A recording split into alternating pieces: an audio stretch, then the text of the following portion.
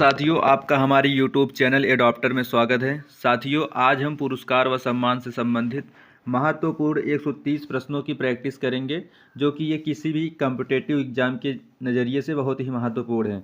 तो चलिए शुरू करते हैं। साथियों, हमारा पहला प्रश्न है, ज्ञानपीठ पुरस्कार किस क्षेत्र में दिया जाता है? तो ऑप्शन नंबर ए, ज्ञानपीठ पुरस्कार जो है ये साहित्य के क्षेत्र में दिया जाता है। तो ऑप्शन नंबर ए इसका बिल्कुल सही जवाब होगा। चलिए अगले प्रश्न पर बढ़ते हैं।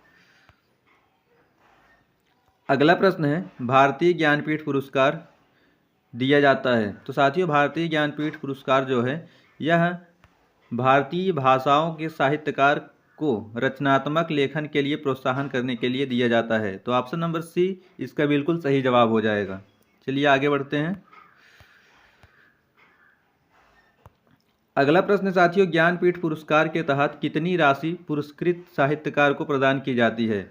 तो साथियों, ज्ञानपीठ पुरस्कार के तहत विजेता को 11 लाख रुपए का पुरस्कार दिया जाता है। तो ऑप्शन नंबर सी इसका बिल्कुल सही जवाब हो जाएगा। चलिए आगे बढ़ते हैं। ज्ञानपीठ पुरस्कार कब से प्रदान किया जा रहा है? तो साथियों, ज्ञानपीठ पुरस्कार जो है यह 1965 ईस्वी से प्रदान किया जा रहा है। तो ऑप्शन नंबर सी इसका बिल्कुल सही जवाब हो जाएगा। अगला प्रश्न है, निम्नलिखित में कौन सा पुरस्कार केवल साहित्य से संबंधित है? तो साथियों, ऑप्शन नंबर डी, ज्ञानपीठ पुरस्कार जो है यह केवल साहित्य से संबंधित है। अगला प्रश्न है, भारतीय ज्ञानपीठ पुरस्कार के प्रथम विजेता साहित्यकार थे। तो साथियों, जो भारतीय ज्ञानपीठ पुरस्कार के प्रथम विजेता थे वो मलयालम साहित्य के थे। तो ऑप्शन नंबर डी इसका बिल्कुल सही जवाब हो जाएगा। अगला प्रश्न है, भारतीय ज्ञानपीठ पुरस्कार से पुरस्कृत सर्वप्रथम साहित्यकार हैं। तो साथियों, ऑप्शन नंबर ए, जी शंकर कुरूप जो हैं ये भारतीय ज्ञानपीठ पुरस्कार मलयालम साहित्य के पुरस्कृत साहित्यकार हैं। तो ऑप्शन नंबर ए इसका बिल्कुल सही जवाब हो जाएगा। चलिए आगे बढ़ते हैं। ज्ञानपीठ पुरस्कार प्राप्त करने वाला प्रथम हिंदी लेखक कौन था? तो ऑप्शन नंबर सी साथियों इसका बिल्कुल सही जवाब हो जाएगा। हिंदी में ज्ञानपीठ पुरस्कार प्राप्त करने वाला प्रथम व्यक्ति सुमित्रानंदन पंत जी थे। तो ऑप्शन नंबर सी इसका बिल्कुल सही जवाब होगा। चलिए आगे बढ़ते हैं। भारतीय ज्ञानपीठ पुरस्कार विजेता प्रथम महिला हिंदी साहित्यकार कौन है? तो साथियों, option number A, Mahadevi Verma जो हैं ये हिंदी साहित्य के प्रथम महिला ज्ञानपीठ पुरस्कार से पुरस्कृत हैं। तो ऑप्शन नंबर ए इसका बिल्कुल सही जवाब हो जाएगा। चलिए आगे बढ़ते हैं। अगला प्रश्न है साथियों, भारत में साहित्य के क्षेत्र में श्रेष्ठ प्रदर्शन के लिए निम्नलिखित में से कौन सा पुरस्कार प्रदान किया जाता है? तो ऑप्शन नंबर बी इसका बिल्कुल सही जवाब होगा, ज्ञानपीठ पुरस्कार। अगला प्रश्न है, साहित्य के क्षेत्र में उत्कृष्टता के लिए कौन सा पुरस्कार दिया जाता है? तो साथियों, ऑप्शन नंबर बी इसका बिल्कुल सही जवाब हो जाएगा। ऑप्शन नंबर 20 ज्ञानपीठ पुरस्कार। अगला प्रश्न है, ज्ञानपीठ पुरस्कार प्राप्त करने वाली पहली महिला कौन थी? तो साथियों, आशापूर्णा देवी, ऑप्शन नंबर डी, आशापूर्णा देवी जो हैं ये ज्ञानपीठ पुरस्कार प्राप्त करने वाली पहली महिला थी। भारतीय संविधान में शामिल किस भाषा के लिए 2011 तक ज्ञानपीठ पुरस्कार नहीं दिया गया? तो साथियों, ऑप्शन नंबर बी, सिंधी भाषा के लिए। अगला प्रश्न है, डॉक्टर राउरी भारद्वाज को किस भाषा में अपने उत्कृष्ट साहित्यिक योगदान के लिए ज्ञानपीठ पुरस्कार के लिए चुना गया? तो साथियों, इसका सही जवाब हो जाएगा ऑप्शन नंबर बी, तेलुगु भाषा के लिए। चलिए अगले प्रश्न की ओर बढ़ते हैं। सरस्वती सम्मान किस क्षेत्र के विशिष्ट कार्य के लिए दिया जाता है? तो सरस्वती सम्मान जो है साथियों ये भी साहित्य में दिया जाने वाला पुरस्कार है। अगला प्रश्न है, सरस्वती सम्मान का प्रथम प्राप्तकर्ता है, यानी कि सरस्वती सम्मान से सर्वप्रथम किसे पुरस्कृत किया गया? तो साथियों, option number B, Harivansh Rai Bachchan को सर्वप्रथम सरस्वती सम्मान से नवाजा गया। तो ऑप्शन नंबर बी इसका बिल्कुल सही जवाब हो जाएगा। चलिए अगले प्रश्न की ओर बढ़ते हैं। के बिरला फाउंडेशन द्वारा 1992 में साहित्य के क्षेत्र में उत्कृष्ट योगदान के लिए किस सम्मान की स्थापना की गई? तो साथियों इसका सही जवाब हो जाएगा ऑप्शन नंबर ए, सरस्वती सम्मान। चलिए अगले प्रश्न की ओर बढ़ते हैं।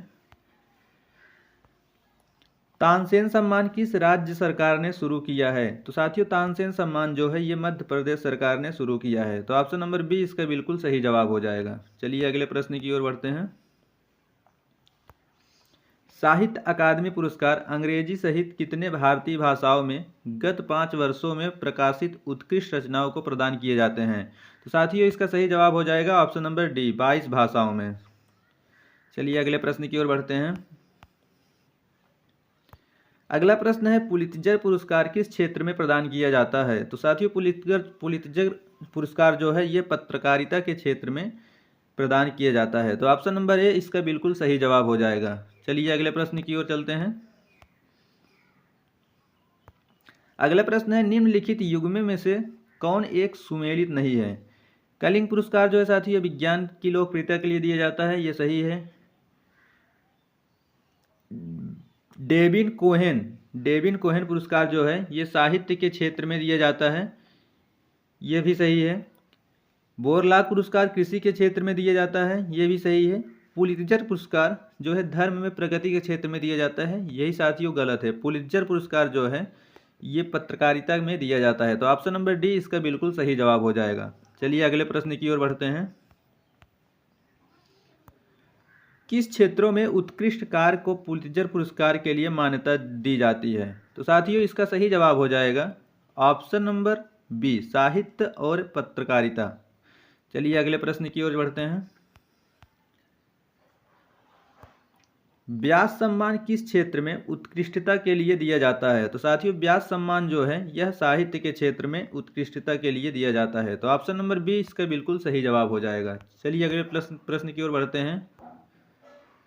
अगला प्रश्न है साथियों best of the Booker prize किसे प्राप्त हुआ? तो साथियों best of the Booker prize जो है यह सलमान रुश्दी को प्राप्त हुआ। तो ऑप्शन नंबर डी इसका बिल्कुल सही जवाब हो जाएगा। चलिए अगले प्रश्न की ओर चलते हैं। अगला प्रश्न है साथियों कथा साहित्य के लिए मैन बुकर पुरस्कार के 2 बार विजेता प्रथम ब्रिटिश लेखक कौन है?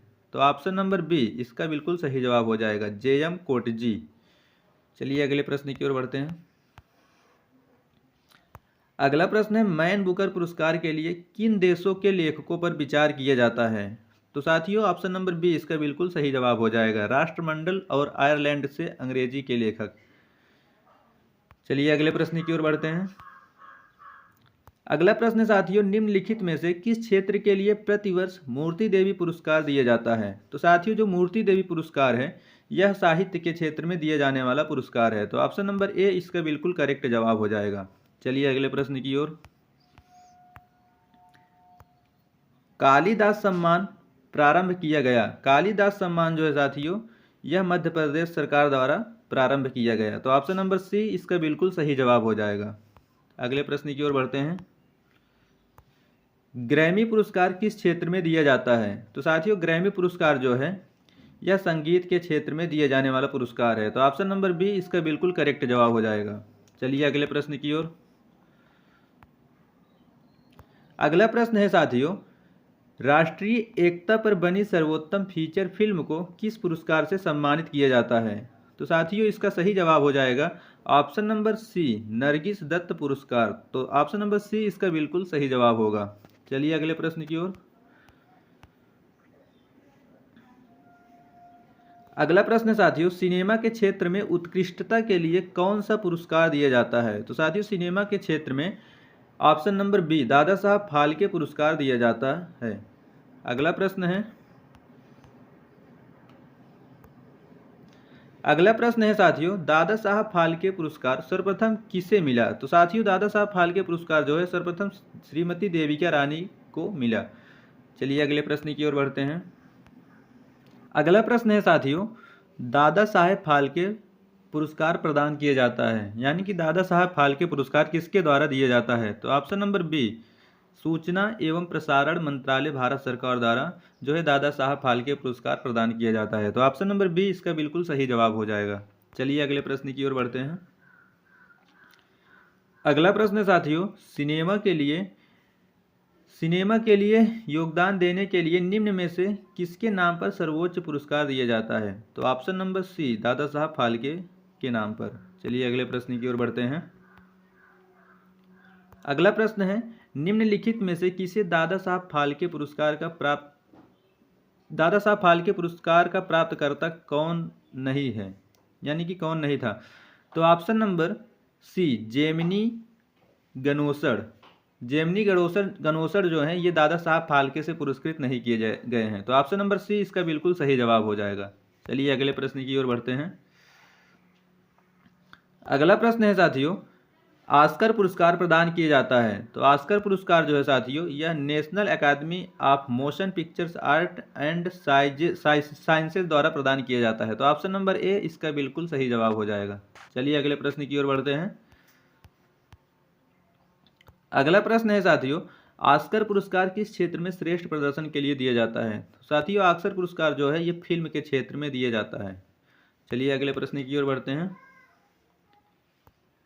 किसने 36 बार ऑस्कर पुरस्कार जीता है?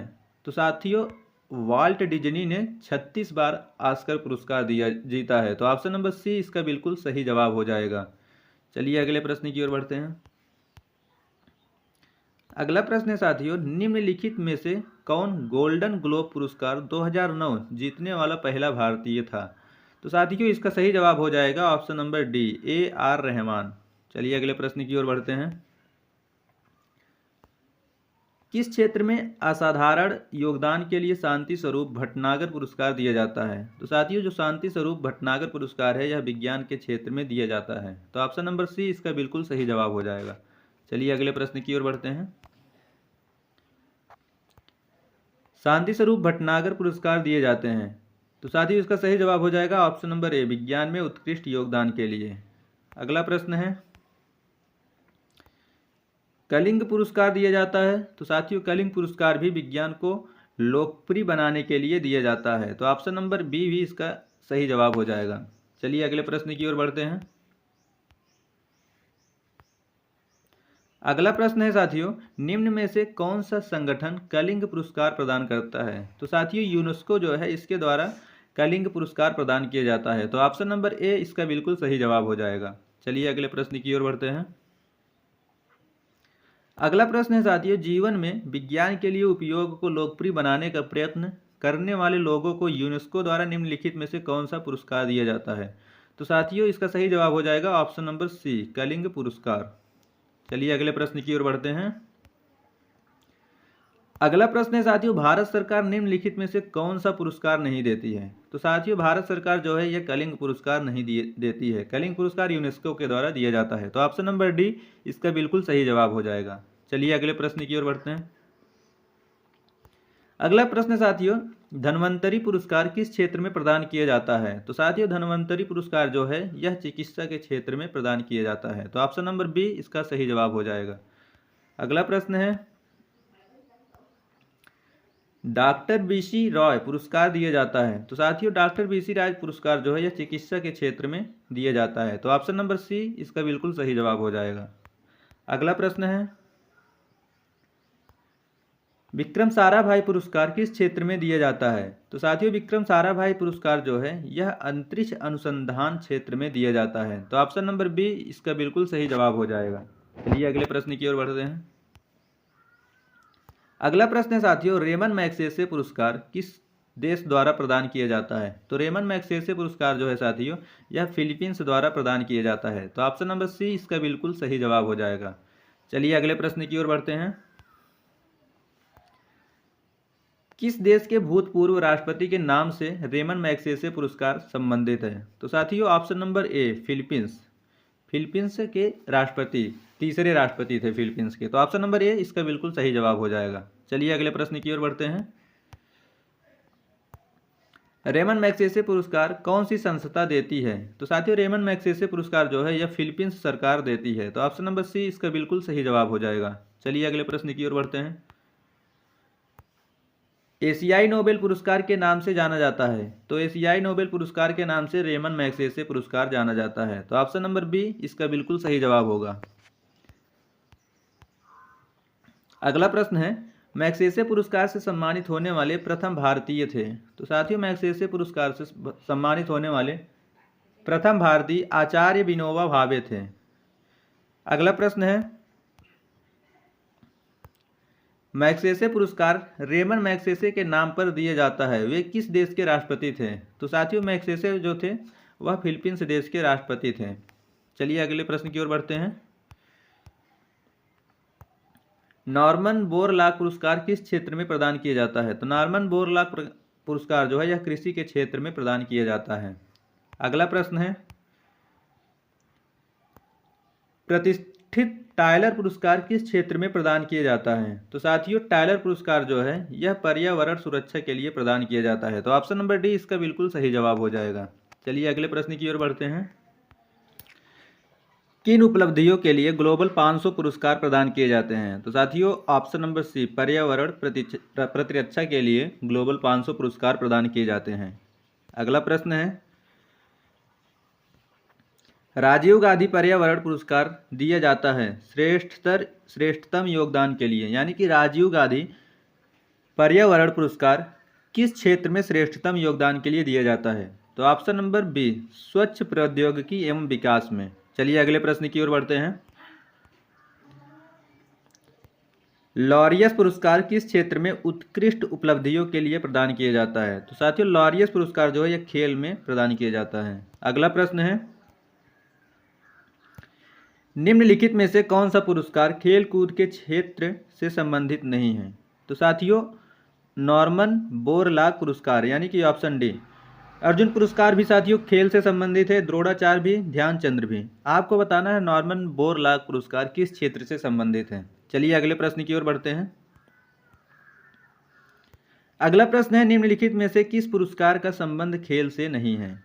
तो साथियों ध्यानचंद्र पुरस्कार का संबंध खेल से है, अर्जुन पुरस्कार का भी संबंध खेल से है, द्रोणाचार्य पुरस्कार का भी संबंध खेल से है। तो ऑप्शन नंबर डी सरस्वती सम्मान का जो संबंध है वो खेल से नहीं है, सरस्वती सम्मान का संबंध साहित्य से है। तो ऑप्शन नंबर डी इसका बिल्कुल सही जवाब हो जाएगा। चलिए अगले प्रश्न की ओर बढ़ते हैं। अगला प्रश्न है, अर्जुन और द्रोणाचार्य पुरस्कार किस क्षेत्र से संबंध है? तो साथियों अर्जुन पुरस्कार जो है और द्रोणाचार्य पुरस्कार दोनों खेल कूद से संबंधित हैं। तो ऑप्शन नंबर सी इसका बिल्कुल सही जवाब हो जाएगा। चलिए अगले प्रश्न की ओर बढ़ते हैं। अगला प्रश्न है, खेल कूद में उत्कृष्टता के लिए कौन सा पुरस्कार दिया जाता है? तो खेल कूद में उत्कृष्टता के लिए ऑप्शन नंबर बी अर्जुन पुरस्कार दिया जाता है। तो ऑप्शन नंबर बी साथियों इसका बिल्कुल सही जवाब हो जाएगा। चलिए अगले प्रश्न की ओर बढ़ते हैं। अगला प्रश्न है, खेलों में उत्कृष्ट प्रदर्शन के लिए कौन सा पुरस्कार दिया जाता है? तो साथियों खेलों में उत्कृष्ट प्रदर्शन के लिए अर्जुन पुरस्कार दिया जाता है। वही पर प्रश्न फिर से रिपीट हो गया साथियों। चलिए अगले प्रश्न की ओर बढ़ते हैं। अगला प्रश्न है साथियों, अर्जुन पुरस्कार की नकद राशि है। साथियों अर्जुन पुरस्कार के अंतर्गत कितने की राशि प्रदान की जाती है? तो अर्जुन पुरस्कार के अंतर्गत साथियों 5 लाख रुपए की राशि प्रदान की जाती है। तो ऑप्शन नंबर डी इसका बिल्कुल सही जवाब हो जाएगा। चलिए अगले प्रश्न की ओर बढ़ते हैं। अगला प्रश्न है साथियों, अर्जुन पुरस्कार किस व्यक्ति विशेष को प्रदान किया जाता है? तो साथियों अर्जुन पुरस्कार जो है यह खेलों के गौरव को बढ़ाने हेतु उत्कृष्ट प्रदर्शन के लिए प्रदान किया जाता है। चलिए अगले प्रश्न की ओर बढ़ते हैं। अगला प्रश्न है साथियों, खेल प्रशिक्षकों के लिए द्रोणाचार्य पुरस्कार किस वर्ष स्थापित किया गया? तो साथियों द्रोणाचार्य पुरस्कार जो है यह 1985 ईस्वी में स्थापित किया गया। तो ऑप्शन नंबर बी इसका बिल्कुल सही जवाब हो जाएगा। चलिए अगले प्रश्न की ओर बढ़ते हैं। अगला प्रश्न है साथियों, द्रोणाचार्य पुरस्कार किस क्षेत्र में दिया जाता है? तो ऑप्शन नंबर सी क्रीड़ा प्रशिक्षण के क्षेत्र में द्रोणाचार्य पुरस्कार दिया जाता है। चलिए अगले प्रश्न की ओर बढ़ते हैं। अगला प्रश्न है साथियों, द्रोणाचार्य पुरस्कार के संबंध में कौन सा कथन सही नहीं है? तो साथियों ऑप्शन नंबर सी जो है पुरस्कार वर्ष में केवल एज प्रशिक्षक को दिया जाता है, यानी कि एक प्रशिक्षक को दिया जाता है, यही ऑप्शन नंबर सी जो है ये गलत है। तो ऑप्शन नंबर सी इसका बिल्कुल सही जवाब हो जाएगा। चलिए अगले प्रश्न की ओर बढ़ते हैं। अगला प्रश्न है साथियों, खेलों की कोचिंग में उत्कृष्टता के लिए निम्नलिखित में से कौन सा पुरस्कार दिया जाता है? तो साथियों द्रोणाचार्य पुरस्कार जो है खेलों में उत्कृष्ट कोचिंग में उत्कृष्टता के लिए द्रोणाचार्य पुरस्कार प्रदान किया जाता है। तो ऑप्शन नंबर बी इसका बिल्कुल सही जवाब हो जाएगा। चलिए अगले प्रश्न की ओर बढ़ते हैं। अगला प्रश्न है साथियों, धर्म की उन्नति के क्षेत्र में सराहनीय प्रयास हेतु कौन सा पुरस्कार प्रदान किया जाता है? तो ऑप्शन नंबर ए टेम्पल्टन पुरस्कार जो है साथियों धर्म की उन्नति के क्षेत्र में सराहनीय प्रयास के लिए दिया जाता है। चलिए अगले प्रश्न की ओर बढ़ते हैं। अगला प्रश्न है साथियों, राजीव गांधी राष्ट्रीय सद्भावना पुरस्कार सर्वप्रथम किसे मिला था? तो साथियों राजीव गांधी सद्भावना पुरस्कार सर्वप्रथम मदर टेरेसा को मिला था। तो ऑप्शन नंबर ए इसका बिल्कुल सही जवाब हो जाएगा। चलिए अगले प्रश्न की ओर बढ़ते हैं। अगला प्रश्न है साथियों, महात्मा गांधी शांति पुरस्कार के तहत कितनी पुरस्कार की राशि प्रदान की जाती है? तो साथियों ऑप्शन नंबर सी 1 करोड़ की राशि प्रदान की जाती है। तो ऑप्शन नंबर सी साथियों इसका बिल्कुल सही जवाब हो जाएगा। चलिए अगले प्रश्न की ओर बढ़ते हैं। अगला प्रश्न है साथियों, स्त्री शक्ति पुरस्कार के संदर्भ में निम्नलिखित में से किसके लिए देवी अहिल्याबाई होलकर पुरस्कार दिया जाता है? तो साथियों ऑप्शन नंबर डी वीरता और साहस के लिए दिया जाता है। चलिए अगले प्रश्न की ओर बढ़ते हैं। अगला प्रश्न है साथियों, अत्याचारों के खिलाफ आवाज उठाने एवं संघर्ष करने वाली साहसी महिलाओं को कौन सा पुरस्कार दिया जाता है? तो साथियों इसका सही जवाब हो जाएगा option number A Neerja Bhanot पुरस्कार। चलिए अगले प्रश्न की ओर बढ़ते हैं। अगला प्रश्न है, सांस्कृतिक नेताओं को अपनी सभाओं में जोड़ने के लिए निम्नलिखित में से कौन एक क्रिस्टल पुरस्कार प्रदान किया जाता है? तो साथियों इसका सही जवाब हो जाएगा ऑप्शन नंबर डी विश्व आर्थिक मंच। चलिए अगले प्रश्न की ओर बढ़ते हैं। प्रतिवर्ष कितने नोबेल पुरस्कार प्रदान किए जाते हैं? तो साथियों प्रतिवर्ष जो है 6 नोबेल पुरस्कार प्रदान किए जाते हैं। तो ऑप्शन नंबर डी इसका बिल्कुल सही जवाब हो जाएगा। चलिए अगले प्रश्न की ओर बढ़ते हैं। निम्नलिखित में से किस विषय पर नोबेल पुरस्कार नहीं दिया जाता है? तो साथियों नोबेल पुरस्कार जो है यह चिकित्सा के क्षेत्र में दिया जाता है, अर्थशास्त्र के क्षेत्र में दिया जाता है, रसायन के क्षेत्र में दिया जाता है, लेकिन गणित के क्षेत्र में नहीं दिया जाता है। तो ऑप्शन नंबर सी इसका बिल्कुल सही जवाब हो जाएगा। चलिए अगले प्रश्न की ओर बढ़ते हैं। अगला प्रश्न है, नोबेल पुरस्कार की स्थापना किस देश में हुई? तो साथियों नोबेल पुरस्कार की स्थापना जो है यह स्वीडन में हुई। तो ऑप्शन नंबर डी इसका बिल्कुल सही जवाब हो जाएगा। चलिए अगले प्रश्न की ओर बढ़ते हैं। नोबेल पुरस्कार किस देश द्वारा दिए जाते हैं? जब साथियों नोबेल पुरस्कार की स्थापना स्वीडन में हुई तो यह स्वीडन देश के द्वारा ही दिया जाएगा। तो ऑप्शन नंबर बी इसका बिल्कुल सही जवाब हो जाएगा। अगला प्रश्न है, नोबेल पुरस्कार किसकी स्मृति में दिया जाता है? तो साथियों नोबेल पुरस्कार जो है अल्फ्रेड नोबेल की स्मृति में दिया जाता है। चलिए अगले प्रश्न की ओर बढ़ते हैं। नोबेल पुरस्कार अधिक से अधिक कितने लोगों की भागीदारी में दिया जा सकता है? तो साथियों नोबेल पुरस्कार जो है अधिक से अधिक 3 लोगों की भागीदारी में दिया जा सकता है। तो ऑप्शन नंबर साथियों बी इसका बिल्कुल सही जवाब हो जाएगा। चलिए अगले प्रश्न की ओर बढ़ते हैं। नोबेल पुरस्कार कब से आरंभ किए गए? तो साथियों नोबेल पुरस्कार 1901 ईस्वी से आरंभ किए गए। चलिए अगले प्रश्न की ओर बढ़ते हैं। भारत को प्रथम नोबेल पुरस्कार किस विषय के लिए दिया गया था? तो साथियों भारत को प्रथम नोबेल पुरस्कार यह साहित्य के विषय में दिया गया था। तो ऑप्शन नंबर बी इसका बिल्कुल सही जवाब हो जाएगा। चलिए अगले प्रश्न की ओर बढ़ते हैं। अगला प्रश्न है, सीवी रमन को नोबेल पुरस्कार मिला था। तो सीवी रमन को साथियों नोबेल पुरस्कार 1930 ईस्वी में मिला था भौतिकी के क्षेत्र में। चलिए अगले प्रश्न की ओर बढ़ते हैं। अर्थशास्त्र के क्षेत्र में नोबेल पुरस्कार किस वर्ष से प्रदान किए जा रहे हैं? तो साथियों अर्थशास्त्र के क्षेत्र में नोबेल पुरस्कार 1969 से प्रदान किए जा रहे हैं। चलिए अगले प्रश्न की ओर बढ़ते हैं। नोबेल पुरस्कार विजेता प्रथम भारतीय हैं। तो साथियों सर्वप्रथम भारतीय जो हैं नोबेल पुरस्कार के विजेता वह रविंद्रनाथ टैगोर जी हैं। चलिए अगले प्रश्न की ओर बढ़ते हैं। अगला प्रश्न है, सुब्रमण्यम चंद्रशेखर को किस क्षेत्र में नोबेल पुरस्कार मिला? तो साथियों सुब्रमण्यम चंद्रशेखर को नोबेल पुरस्कार जो है यह भौतिकी के क्षेत्र में मिला। तो ऑप्शन नंबर ए इसका बिल्कुल सही जवाब हो जाएगा। चलिए अगले प्रश्न की ओर बढ़ते हैं। हरगोविंद खुराना को किस क्षेत्र में, यहाँ पर को रहेगा, को किस क्षेत्र में विशिष्ट योगदान के लिए नोबेल पुरस्कार मिला? तो साथियों हरगोविंद खुराना को चिकित्सा व शरीर विज्ञान के क्षेत्र में नोबेल पुरस्कार प्राप्त हुआ है। तो ऑप्शन नंबर डी इसका बिल्कुल सही जवाब हो जाएगा। चलिए अगले प्रश्न की ओर बढ़ते हैं। प्रोफेसर अमर्त्य सेन को किस वर्ष अर्थशास्त्र का नोबेल पुरस्कार मिला? तो साथियों अमर्त्य सेन को 1998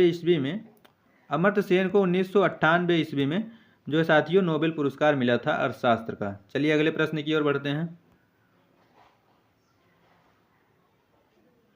अगला प्रश्न है साथियों, भारतीय मूल के 2 अमेरिकी नागरिक जिन्हें प्रतिष्ठित नोबेल पुरस्कार मिला है। तो साथियों इसका सही जवाब हो जाएगा option number C, Hargobind Khorana व सुब्रमण्यम चंद्रशेखर। चलिए अगले प्रश्न की ओर बढ़ते हैं। अगला प्रश्न है, निम्नलिखित में से किन 2 भारतीयों का भौतिकी के क्षेत्र उल्लेखनीय कार्य के लिए नोबेल पुरस्कार दिया गया है? तो साथियों इसका सही जवाब हो जाएगा option number A, CV Raman एवं सुब्रमण्यम चंद्रशेखर। चलिए अगले प्रश्न की ओर बढ़ते हैं। अगला प्रश्न है साथियों, नोबेल पुरस्कार विजेताओं एवं उनके संबंधित विशिष्ट योगदान के क्षेत्रों के युग्मों में से कौन सही सुमेलित नहीं है? साथियों रविंद्रनाथ टैगोर को साहित्य के क्षेत्र में नोबेल मिला है, ये सही है। सीवी रमन को भौतिकी के क्षेत्र में मिला है, ये भी सही है। लेकिन हरगोविंद खुराना को जो है साथियों यह भौतिकी के क्षेत्र में नहीं मिला है, इन्हें चिकित्सा के क्षेत्र में मिला है। तो ऑप्शन नंबर सी इसका बिल्कुल सही जवाब हो जाएगा। चलिए अगले प्रश्न की ओर बढ़ते हैं। अगला प्रश्न साथियों, नोबेल पुरस्कार से सम्मानित भारतीय मूल के साहित्यकार हैं। तो साथियों नोबेल पुरस्कार के से सम्मानित भारतीय मूल के साहित्यकार जो हैं यह B.S. नायपाल जी हैं। तो ऑप्शन नंबर सी इसका बिल्कुल सही जवाब हो जाएगा। चलिए अगले प्रश्न की ओर बढ़ते हैं। रविंद्रनाथ टैगोर को किस वर्ष नोबेल पुरस्कार प्रदान किया गया था? तो साथियों रविंद्रनाथ टैगोर को जो है नोबेल पुरस्कार 1913 ईस्वी में प्रदान किया गया था। चलिए अगले प्रश्न की ओर बढ़ते हैं। नोबेल पुरस्कार किस विषय में नहीं दिया जाता है? तो साथियों नोबेल पुरस्कार जो है 6 विषयों में दिया जाता है। भौतिकी के क्षेत्र में दिया जाता है, रसायन के क्षेत्र में दिया जाता है, चिकित्सा के क्षेत्र में दिया जाता है, लेकिन इसमें गणित में नहीं दिया जाता है। चलिए अगले प्रश्न की ओर बढ़ते हैं। अगला प्रश्न है साथियों, निम्नलिखित में से कौन कभी नोबेल पुरस्कार नहीं जीत सकता? साथियों एक मेडिकल डॉक्टर जो है यह भी नोबेल जीत सकता है, लेखक भी नोबेल जीत सकता है, भौतिकी वैज्ञानिक भी जीत सकता है, लेकिन एक जो है विश्व प्रसिद्ध संगीतकार नोबेल प्राइज कभी जीत नहीं सकता है। तो ऑप्शन नंबर सी इसका बिल्कुल सही जवाब हो जाएगा। चलिए अगले प्रश्न की ओर बढ़ते हैं। अगला प्रश्न है साथियों, नोबेल पुरस्कार जीतने वाले पहले भारतीय अर्थशास्त्री थे। तो साथियों नोबेल पुरस्कार जीतने वाले पहले भारतीय अर्थशास्त्री जो हैं अमर्त्य सेन जी हैं। इन्हें 1998 ईस्वी में नोबेल पुरस्कार मिला था। चलिए अगले प्रश्न की ओर बढ़ते हैं। अगला प्रश्न साथियों, अर्थशास्त्र में नोबेल पुरस्कार किसने स्थापित किया था? तो साथियों अर्थशास्त्र में नोबेल पुरस्कार जो है यह ऑप्शन नंबर बी, स्वीडन का सेंट्रल बैंक स्थापित किया था। तो ऑप्शन नंबर बी इसका बिल्कुल सही जवाब हो जाएगा। चलिए अगले प्रश्न की ओर बढ़ते हैं। अगला प्रश्न साथियों, मैडम क्यूरी की 2 भिन्न भिन्न नोबेल पुरस्कार किन किन श्रेणियों से मिले थे? तो साथियों ऑप्शन नंबर ए, भौतिकी तथा रसायन। चलिए अगले प्रश्न की ओर बढ़ते हैं। अर्थशास्त्र में अकेले नोबेल पुरस्कार प्राप्त करने वाले प्रथम अर्थशास्त्री कौन थे? तो साथियों ऑप्शन नंबर डी, पॉल ए सैमुअल्सन। चलिए अगले प्रश्न की ओर बढ़ते हैं। नोबेल पुरस्कार प्रतिवर्ष कहाँ बांटे जाते हैं? तो साथियों नोबेल पुरस्कार प्रतिवर्ष जो है यह स्टॉकहोम में बांटे जाते हैं। चलिए अगले प्रश्न की ओर बढ़ते हैं। अगला प्रश्न है, किस अर्थशास्त्री को वर्ष 1998 ईस्वी में गरीबी और अकाल पर किए गए उसके अध्ययनों के लिए अर्थशास्त्र का नोबेल पुरस्कार प्रदान किया गया? तो साथियों option number C, Amartya Sen को। चलिए अगले प्रश्न की ओर बढ़ते हैं। अगला प्रश्न है, सीवी रमन को किस क्षेत्र में कार्य करने के लिए नोबेल पुरस्कार से सम्मानित किया गया? तो साथियों सीवी रमन को जो है प्रकाश प्रकीर्णन के क्षेत्र में उत्कृष्ट कार्य करने के लिए नोबेल पुरस्कार नवाजा गया। तो ऑप्शन नंबर डी इसका बिल्कुल सही जवाब हो जाएगा। चलिए अगले प्रश्न की ओर बढ़ते हैं। नोबेल पीस प्राइज यानी कि नोबेल जो है शांति का पुरस्कार जो है यह प्राप्त करने वाले प्रथम भारतीय कौन हैं? तो साथियों शांति के क्षेत्र में नोबेल पुरस्कार करने वाले प्रथम भारतीय मदर टेरेसा हैं। तो ऑप्शन नंबर सी इसका बिल्कुल सही जवाब हो जाएगा। चलिए अगले प्रश्न की ओर बढ़ते हैं। कौन सा पुरस्कार वैकल्पिक नोबेल पुरस्कार के नाम से जाना जाता है? तो साथियों option number A, right livelihood पुरस्कार। तो ऑप्शन नंबर ए इसका बिल्कुल सही जवाब होगा। चलिए अगले प्रश्न की ओर बढ़ते हैं। अगला प्रश्न है साथियों, भारत रत्न और अन्य राष्ट्रीय सम्मान का आरंभ कब हुआ? तो साथियों भारत रत्न का जो शुरुआत हुआ, आरंभ हुआ, इसका 1954 ईस्वी में हुआ। तो ऑप्शन नंबर सी इसका बिल्कुल करेक्ट जवाब हो जाएगा। चलिए अगले प्रश्न की ओर बढ़ते हैं। अगला प्रश्न है साथियों, भारत रत्न से विभूषित प्रथम विभूति हैं। तो साथियों भारत रत्न सर्वप्रथम डॉक्टर सर्वपल्ली राधाकृष्णन को प्राप्त हुआ था। तो ऑप्शन नंबर सी इसका बिल्कुल सही जवाब हो जाएगा।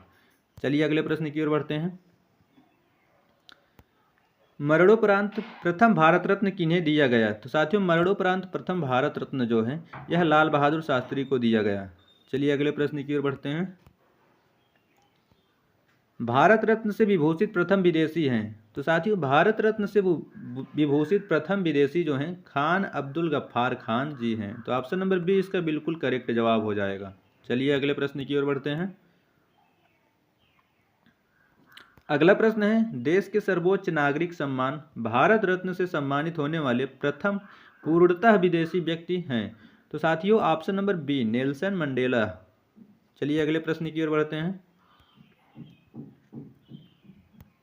भारत के एकमात्र नेता जिन्हें संघीय गृह मंत्री के पद पर रहते हुए भारत रत्न से सम्मानित किया गया। तो साथियों ऑप्शन नंबर ए इसका सही जवाब होगा, वल्लभ भाई पटेल, जिन्हें सरदार की उपाधि भी मिली थी। तो ऑप्शन नंबर ए इसका बिल्कुल सही जवाब हो जाएगा। चलिए अगले प्रश्न की ओर बढ़ते हैं। किस विदेशी नागरिक को भारत रत्न सम्मान प्रदान किया गया है? तो साथियों option number A Nelson Mandela. Option number A Nelson Mandela को जो है भारत रत्न प्रदान किया गया है। चलिए अगले प्रश्न की ओर बढ़ते हैं। भारत रत्न का डिजाइन किस वृक्ष के पत्ते की तरह बनाया गया है? तो साथियों ऑप्शन नंबर बी जो है पीपल का वृक्ष। चलिए अगले प्रश्न की ओर बढ़ते हैं। निम्न में से भारत रत्न पाने वाला पहला संगीतकार कौन था? तो साथियों पहला संगीतकार भारत रत्न पाने वाला MS सुब्बा लक्ष्मी जी हैं। तो ऑप्शन नंबर बी इसका बिल्कुल सही जवाब हो जाएगा। चलिए अगले प्रश्न की ओर बढ़ते हैं। अगला प्रश्न है, निम्न में से एक मुख्यमंत्री को उच्चतम असैनिक पुरस्कार भारत रत्न मिला था। तो साथियों इसका बिल्कुल सही जवाब हो जाएगा ऑप्शन नंबर बी तमिलनाडु के स्वर्गीय MG रामचंद्रन को। चलिए अगले प्रश्न की ओर बढ़ते हैं। प्रथम भारत रत्न सम्मान किसे मिला? तो साथियों प्रथम भारत रत्न सम्मान जो है किसे मिला था? तो ये प्रश्न आप कमेंट बॉक्स में जरूर बताएं, इसका उत्तर आप कमेंट बॉक्स में जरूर बताएं। चलिए अगले प्रश्न की ओर बढ़ते हैं। भारत रत्न से विभूषित वैज्ञानिक CNR राव संबंधित हैं। तो साथियों भारत रत्न से विभूषित वैज्ञानिक CN राव का संबंध जो है रसायन विज्ञान से है। तो ऑप्शन नंबर ए इसका बिल्कुल करेक्ट जवाब होगा। चलिए अगले प्रश्न की ओर बढ़ते हैं। भारत रत्न सम्मान प्राप्त करने वाली पहली महिला, भारत रत्न सम्मान प्राप्त करने वाली पहली महिला जो है साथियों इंदिरा गांधी जी हैं। तो ऑप्शन नंबर बी इसका बिल्कुल सही जवाब हो जाएगा। चलिए अगले प्रश्न की ओर बढ़ते हैं। भारत रत्न सम्मान पाने वाला खेलों का पहला व्यक्ति। तो साथियों खेलों में सर्वप्रथम भारत रत्न पाने वाले व्यक्ति सचिन तेंदुलकर जी हैं। तो ऑप्शन नंबर डी इसका बिल्कुल सही जवाब हो जाएगा। चलिए अगले प्रश्न की ओर बढ़ते हैं। वर्ष 2013 के लिए भारत रत्न सम्मान निम्नलिखित में से किन्हें मिला? तो साथियों वर्ष 2013 के लिए जो है भारत रत्न सम्मान option number C SR Tendulkar और प्रोफेसर CNR राव को मिला था। तो ऑप्शन नंबर सी इसका बिल्कुल सही जवाब हो जाएगा। चलिए अगले प्रश्न की ओर बढ़ते हैं।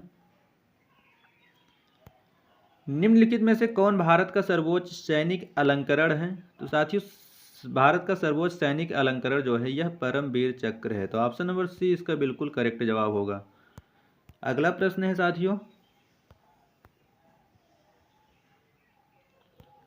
परमवीर चक्र के संबंध में निम्नलिखित कथनों पर विचार कीजिए। पहला कथन दिया है साथियों, यह शांति काल का सर्वोच्च वीरता पुरस्कार है, यह ब्रिटिश विक्टोरिया क्रॉस का स्थानापन्न है, इसे असैनिकों को प्रदान किया जाता है। उपरोक्त में से कौन सा कथन सही है? तो साथियों इसमें देखते हैं ऑप्शन क्या क्या दिए गए हैं। तो साथियों इसमें जो है ऑप्शन नंबर बी केवल 2 सही है। चलिए अगले प्रश्न की ओर बढ़ते हैं। अगला प्रश्न है साथियों, कौन सा पुरस्कार सम्मान केवल रक्षा कर्मियों को दिया जाता है? तो साथियों रक्षा कर्मियों को जो है यह अशोक चक्र दिया जाता है। तो केवल ऑप्शन नंबर डी सही होगा इसका जवाब। चलिए अगले प्रश्न की ओर बढ़ते हैं। अगला प्रश्न है साथियों, गणेश शंकर विद्यार्थी पुरस्कार किस क्षेत्र से संबंधित है? तो साथियों गणेश शंकर जो विद्यार्थी पुरस्कार है यह पत्रकारिता से संबंधित है। तो ऑप्शन नंबर डी इसका बिल्कुल सही जवाब होगा। चलिए अगले प्रश्न की ओर बढ़ते हैं। ज्ञानपीठ पुरस्कार किस क्षेत्र वालों को दिया जाता है? तो साथियों ज्ञानपीठ पुरस्कार साहित्य क्षेत्र वालों को दिया जाता है। भारतीय ज्ञानपीठ पुरस्कार दिया जाता है। साथियों भारतीय ज्ञानपीठ पुरस्कार जो है भारतीय भाषाओं के साहित्यकारों को रचनात्मक लेखन के लिए प्रोत्साहन करने के लिए दिया जाता है। अगला प्रश्न है, ज्ञानपीठ पुरस्कार के तहत कितनी राशि पुरस्कृत साहित्यकार को प्रदान की जाती है? तो साथियों ज्ञानपीठ पुरस्कार के विजेता को 11 लाख की राशि प्रदान की जाती है। अगला प्रश्न है, ज्ञानपीठ पुरस्कार कब से प्रदान किया जा रहा है? तो साथियों इसका उत्तर आप कमेंट बॉक्स में ज़रूर दें। अगर वीडियो अच्छी लगी हो तो हमारे चैनल को सब्सक्राइब कर लें और वीडियो को लाइक करना ना भूलें तथा दोस्तों के पास शेयर कर दें। ऐसी ही जानकारी भरी वीडियो पाने के लिए आप हमारे चैनल को सब्सक्राइब करना ना भूलें। धन्यवाद। मिलते हैं किसी नेक्स्ट वीडियो में। जय हिंद।